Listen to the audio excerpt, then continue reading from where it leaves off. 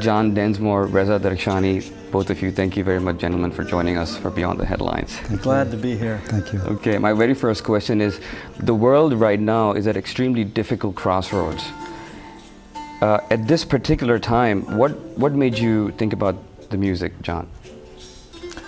Well, actually, several years ago, Reza and I met, and he suggested, is there a possibility of doing Western arrangements to his beautiful Persian melodies? And it worked out, didn't it?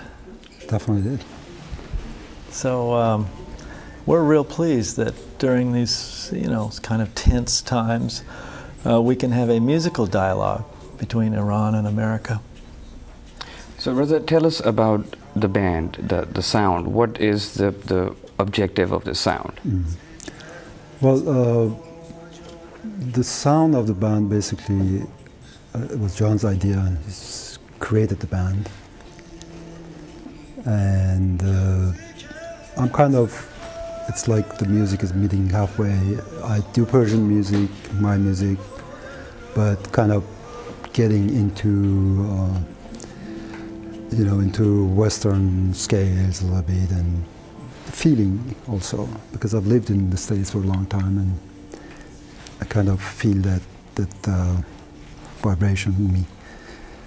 And but the rest is, I mean, John and the rest of the band, they're all Western musicians, except we have Carlitos, who's from Cuba, great bass player, and other musicians, Dennis and Christina, who plays the percussion. So there are different sounds coming together. In a way, now it's kind of a little bit more international, isn't it? From may I say that parts of the world. Yeah, I put the band together, but I used Reza's melodies and words to tell me how to make the sound. It's like when I was playing with the Doors, I used Jim's words and melodies to tell me what kind of beat to play. I consider myself an accompanist. That's what I love to do. Well, that's an interesting point, because when we played at my apartment in New York, if you remember. First time we met. First time, yeah, we actually played together. I realized that John is not just playing drum, he's playing music with the drum. Because most drummers, they just play the beat. And he was actually, with the percussion, he was playing the music, and the feeling of the music that he had in there, it was exactly what I had in my instruments and my vocals. So I guess that was one reason that we could communicate.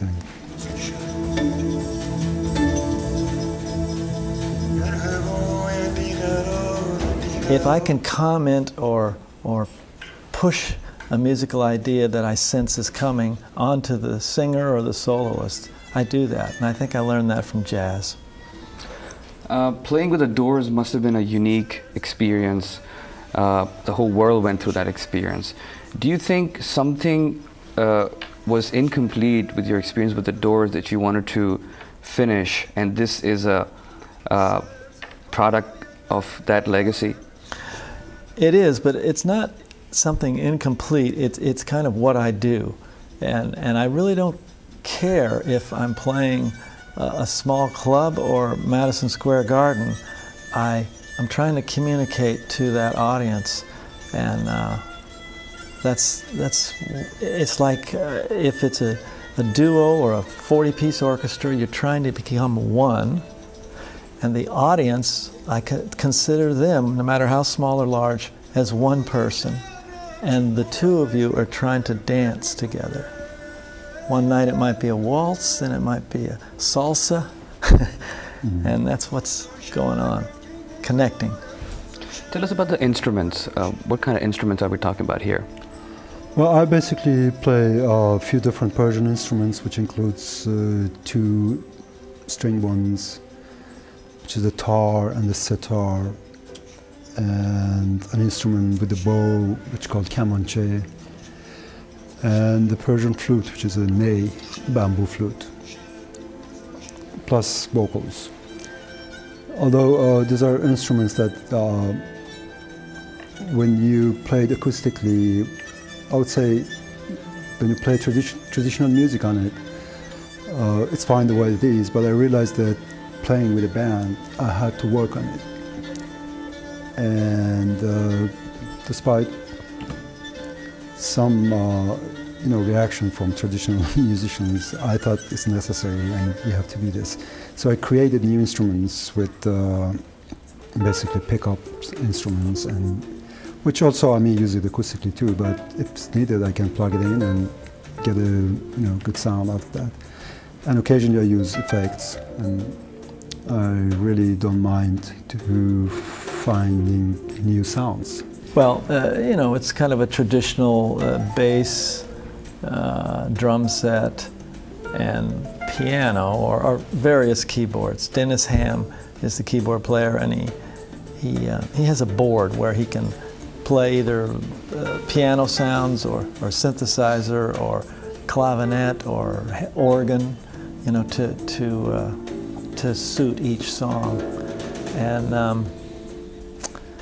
And percussion. Christina Barrio plays shakers and rattles, and she has all these chimes, and so she plays the wind and the sky, and it's very pleasant visually when you look at her playing with this gadget.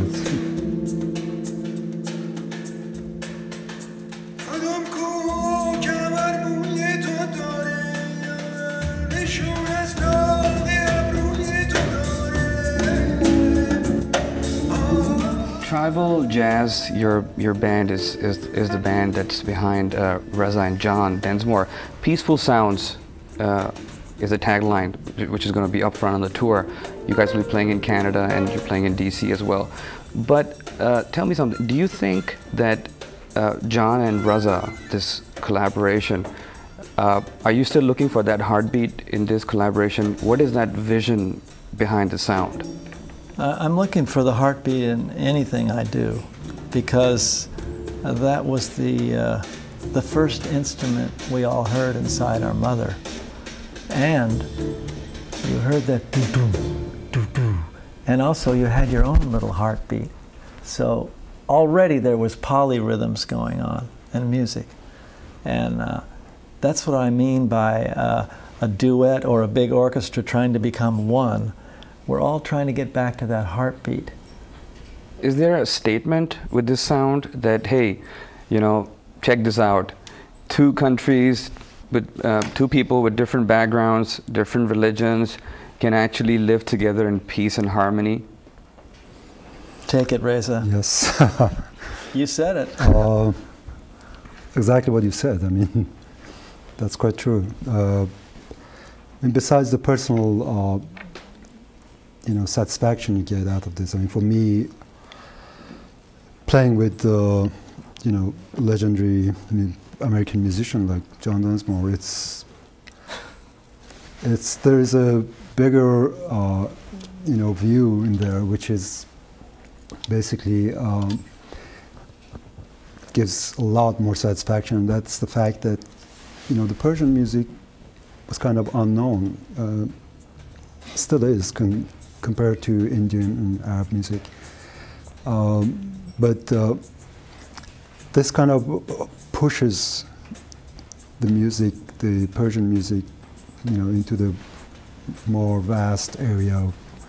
And I think this collaboration did the job and kind of opened the doors for the doors. Open the doors. But exactly, open the doors. He opened the doors. I'm pleased that I can use my notoriety to broaden people's musical horizon. And I very much like that everything is in Farsi. In America, I think the last 10 or 15 years, a lot of music, the Buena Vista Social Club, which is in Spanish, has been accepted by Americans, and they can't literally translate the lyrics, but you get the feeling of a culture, you get an understanding of a culture through the music, and you don't have to literally know what they're saying, and that's great. I think that's fabulous. Tell me something about the lyrics. Are you guys writing your own lyrics, or? Well, that part is my thing, but you know, in Persian music, you probably know that when you sing, the lyrics, usually you're using great poets that are there already, like Rumi, Hafez, and others. It's really hard to compete them. I mean, none of the musicians that I know in Iran, except two, have been writing poetry for their own music. And therefore it's a very common thing, and it's kind of impossible to get good poetry that doesn't, you know, people don't compare it to Hafez or Rumi. And you know, there are great pieces of poetry, and I would have loved to, I mean, I always loved to use that poetry and create the music around it. And sometimes I use, you know, old tunes of Persian music which are quite unknown. Even Persians today, they don't know about. And that's another mission for me, to bring that out and let people know that, you know, 200 years ago there were songwriters in Iran that, you know, wrote these songs. Working with the Doors and now with Reza, where do you think is the meeting point here? The melodies, you know, I don't. Well, Reza has translated a little bit of. On the CD, you can read some of the Farsi words in English, and they're very poetic. I mean, but the melodies always tell me.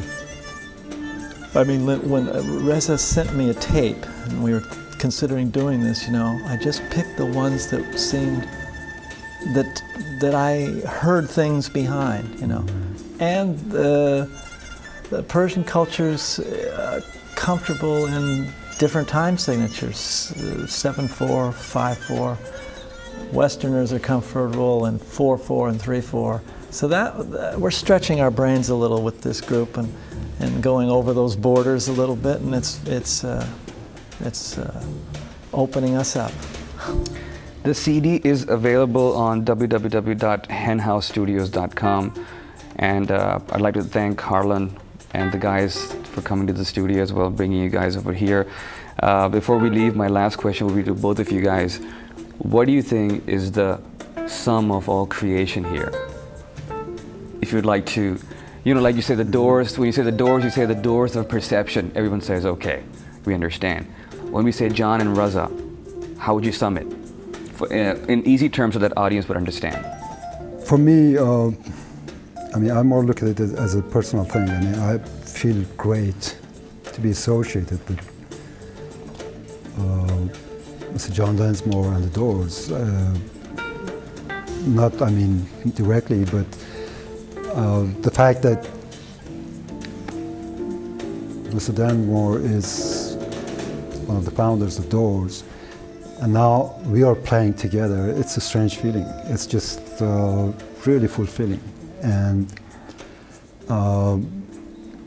I think that affects my inner things and my music, and people can feel that. I would say communication is what's going on. Our two different cultures, we're trying to communicate with all you out there. I mean, it's a global village. That's what I'm after. Great. We wish you guys all the best on behalf of Voice of America, American people, and the people of Persia, and the global village, as you said. The CD is available on www.henhousestudios.com. Once again, thank you very much for coming in. Thank you for having us. Thank you, Emery. We wish you all the best of luck. Thank you very much. Thank you.